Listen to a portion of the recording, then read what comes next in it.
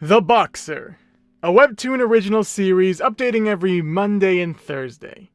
And it follows you, the rising star boxer, who wins every boxing match a little too easily. If you don't know, The Boxer is, strangely, one of my favorite WEBTOON series that is out right now. It's weird, because it has all the elements that I wouldn't be a fan of, the biggest one being sports. I don't care about them. But also, our main character isn't that interesting. However, I think that makes him more interesting. If you haven't read The Boxer, go read it right now. It's a great time. Just trust me. Just trust me, please. Now, I haven't made a standalone Boxer video, though I have mentioned The Boxer in these two videos in the iCard. But this video won't be on themes or characters or whatever I talk about. No, this time, I wanted to make a theory/speculation video on the future of The Boxer, as I believe that by the end of the series, someone is going to die in the ring. Now, I don't know a ton about boxing, but I personally feel like saying that someone's gonna die in the ring is a little dramatic.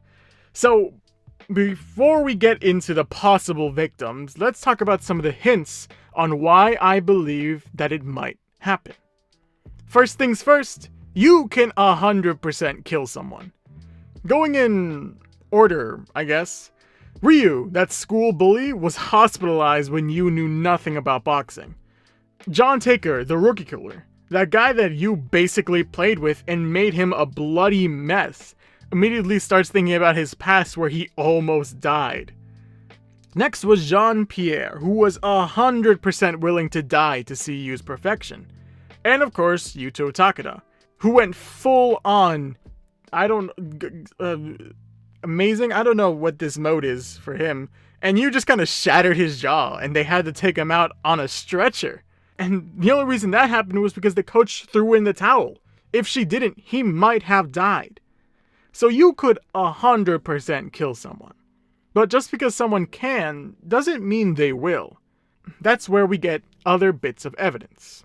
First, the title. The Boxer is a simple design. A black background, white bolded letters, simple fonts. What the title means, I'll get to in a bit. However, something interesting is the logo itself. The T.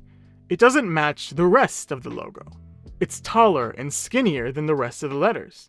Not to mention lowercase and red. The lowercase could be written off as some stylistic choice if the B was lowercase, but it isn't. In fact, the T's lowercase almost looks like a cross. And finally, we see a red stain behind the T. At first I thought this was a shadow, and since the T is red and the background is black, it would make some sense that the shadow would be red. However, the splattering of the stain and how different it looks from a cross makes me think that it isn't a shadow, but blood. Yeah, sure, a cross with blood isn't super reassuring. However, there's already been a lot of blood in the series. Look at the debut match with the rookie killer. And a cross doesn't necessarily mean death, right? Well, not necessarily. The symbol of a cross can mean a lot of things. However, the symbol of a cross is most connected with the Christian religion. However, specifically the idea of Jesus, the Son of God, dying on a cross, being sacrificed, if you will. But that's just the Christian idea of a cross. The author could be just using it because they think it looks neat. Maybe if there was another way to link the WEBTOON series to religion. The Boxer likes to start each chapter with one of four things. Dialogue, just the characters talking. Action, that makes sense, it's a boxing webtoon, they're gonna fight. Or monologues. I love the monologues in The Boxer, because they're so painfully honest. They feel so real. But the last way the author starts a chapter is through quotes. Now, they don't do it that often, but one of the very few times they have is chapter 12, The Gift. Again I looked and I saw all the oppression that was taking place under the sun. I saw the tears of the oppressed, and they had no comforter. The power was on the side of their oppressors. and they had no comforter. Ecclesiastes 4:1 NIV. And it goes on. And I declare that the dead who have already died are happier than the living who are still alive. But better than both is the one who has never been born, who has not seen the evil that is done under the sun. Ecclesiastes 4:2-3 NIV. If you don't know what that is, I'll tell you. That was a direct quote from the Bible, of all places. If you're unaware, the Bible is actually a bunch of different books in one. Each books have a number of chapters, and each chapter has verses, which are like sentences. While this chapter doesn't talk about death, it does have a verse that says, "There was a man all alone. He had neither son nor brother. There was no end to his toil, yet his eyes were not content with his wealth. For whom am I toiling?" he asked, "and why am I depriving myself of enjoyment? This too is meaningless, a meaningless business." This quote reminds me a lot of you. A man all alone, with no family, toiling for no reason, and eyes without content. A fun little thing I saw, not important. But the point is, we have reason to believe that the cross in the logo is a reference to the cross from the Bible, the one that Jesus died on. So now that I have convinced myself that it's probably the same cross, we should go through the characters that might end up 6 feet under. First, we need to talk about Yu. Yu is likely to be in the ring if someone dies. He's technically not our main protagonist. We do have an episode where it goes through all the protagonists.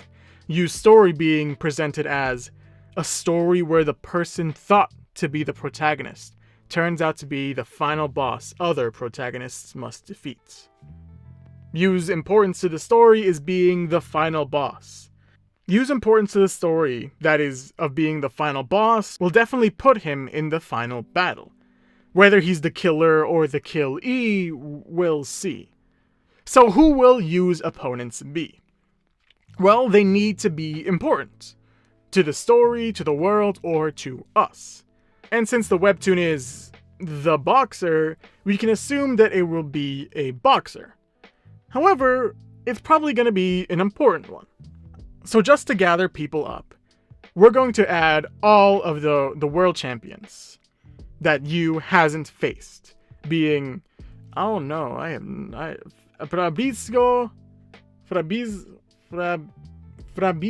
Santorino, and Victor Grigorovich, and Aaron died. I'm not including Jean-Pierre Manuel or Yuto Takeda for one key reason. And it's not because they've already lost, but because their journey is already finished. Originally, I had Takeda on the list of possible opponents, but one thing changed my mind. When Takeda was meeting with a patient, the webtoon tells us, with 31 wins and 5 losses under his belt, junior welterweight world champion Yuto Takeda has crossed the finish line. Crossed the finish line. I thought Takeda would try to fight Yu again, as his persistence is probably his greatest weapon. But by saying he crossed the finish line, maybe think he's done. Meanwhile, Jean-Pierre Manuel literally handed down the belt to Yu. He was so close to dying to see Yu's perfection. The only thing that stopped him was his wife and a son on the way. That moment made him realign his thinking, made him realize what's important and what's not. We can also include all the protagonists. If you remember that episode where they present Yu as the final boss protagonist, they present a few other protagonists. 2 people we've already been quite acquainted with, Ryu and Jay. There are many different stories in the world. A story of hope where the protagonist overcomes adversity and continues to grow. Or a tragic story of a protagonist whose life was once great, but then goes into a downward spiral. Jay and Ryu's stories aren't finished yet. And where they'll end, well, we'll see. Our final opponent is someone we don't really 100% know his name. He's called the Sun, and is actually the first person in the box art. He's strangely golden and shiny, and he's definitely going to be important later. So these are all the possible protagonists, but I want to know which one for certain. First, let's talk about the two protagonists, Jay and Ryu. It wouldn't make sense for Jay to be killed, for a few reasons. Jay is supposed to be our eyes into the world, as unlike you, he doesn't seem as godlike. And unlike Takeda, his career has just started. Not to mention Yu's admiration of Jay, considering him to be stronger than Ryu, or this rookie, because of his light. Whatever that light is, I'll talk about another day. But we can connect this light to Takeda, someone who did have a very close call, but still. Meanwhile, I think Ryu isn't going to be killed for the opposite reason. I think it's too obvious. Ryu's story is very much in the background of the boxer. But we've seen his time in the gang, we've seen his jealousy of you, and his sentence. And it would make sense, after watching you win belt after belt, him being fed up with it. And he just straight up just tries to kill you. To which you and him battle, and you kills him in self-defense. But the boxer likes to shake things up, and I feel like this would be a little too basic for the boxer, which makes me think it won't be Ryu. Moving on to world champions, I think they're building their damages up. Each world champion that Yu has gone up against has ended up in a worse condition than the previous. Jean-Pierre was bloody and beaten, but nothing too bad happened to him. Meanwhile, Takeda's jaw was apparently shattered, and I think each world champion is gonna get more beaten down, but not killed. At least not the two that I can't really pronounce the names of, but let's try again. Fabrizio Santoriano or Victor Grigorovich. We've actually heard about the Santario brothers before his appearance. Actually, before we've heard of Takeda, during the interview with the Rookie Killer. But we've barely heard anything about Victor, and I know because I would definitely remember that name. It would be a little underwhelming to have such an important moment fall onto two characters we haven't seen a lot of. But that brings us to Aaron Tide, the champion of the heavyweight division, and one of Coach K's boxers. Aaron Tide has been a driving force in the story for a long time. In fact, my personal belief is that Coach K wants these two to fight, as Yu will likely work his way up the weight classes, ending with Aaron Tide. Oh, and if you're doubting that because of the weight class itself, you should know that the weight class doesn't have minimums. Like if you're a lightweight, you can compete in heavyweights, but not the other way around, I think. This was like a 10-minute Google search.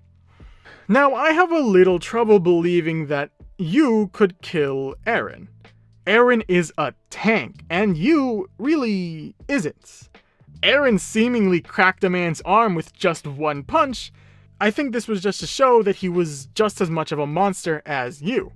Not to mention Yu's never been hit, but if he does, it'll probably be crippling for him. Especially if it's someone like Aaron. But Yu has been described by Coach K as a whole nother monster. So I don't think he will be killed. And it's kind of unreasonable to believe that Yu could kill Aaron, but I wouldn't put it past the author, and I definitely wouldn't put it past Yu. So I kind of said no to basically everyone. Everyone that we know at least a little about. However, we haven't talked about the guy that's known as the Sun, the Golden Boy. We actually have a little more on him. As that episode where it tells us all the protagonists, we hear at the end, everyone has their own story.